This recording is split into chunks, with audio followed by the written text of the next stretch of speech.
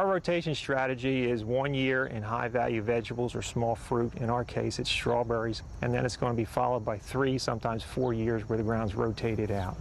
So in effect, we're only farming about 20% each year of our total 80 acres. I implemented this rotation back in 1987, and I know at that time some farmers thought it was crazy to be resting that much ground in an area where there's high land values. But over the years I realized some real benefits. We see pest and disease pressure remain at manageable levels, the soil fertility's gone way up, and stuff grows a lot better simply by prepping that ground in between those high value crops. I think it's important to note that that 80% that's setting fallow is not just laying out there idly growing weeds. It's being rested by planter design, and it's all part of the total farm management picture. We're doing that to improve soil organic matter level and to put the ground or make the ground in much better shape so it's easier to grow bigger and better crops with each passing year.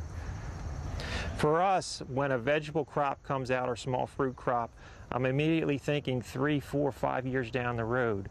And what I try to do is implement that rotation so that ground will be in much better condition. It starts by, when the crop is finished, simply leaf mulching. We spread municipal leaves up to 6 inches deep. That's the maximum amount you can spread in New Jersey by law. Those leaves are worked in the following year. We then plant either hay or Sudex.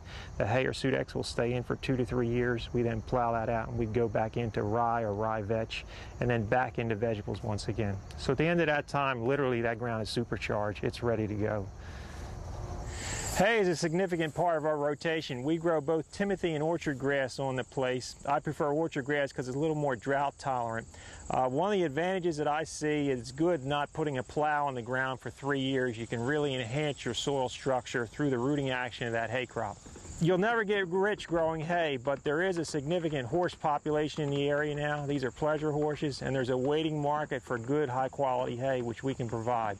It's a source of income for you when that ground's being rotated out.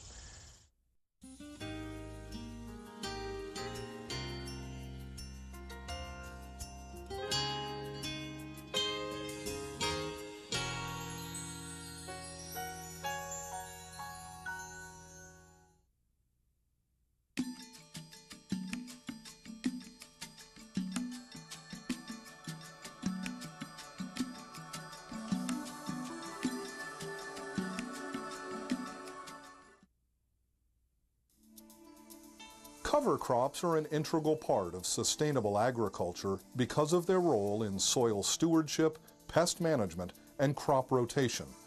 While many vegetable farmers in the Northeast use cover crops, typically the practice is limited to small grains for preventing winter soil erosion.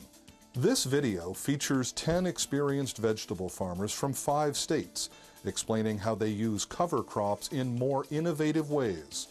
The farmers describe which species of cover crops they plant and how they are managed.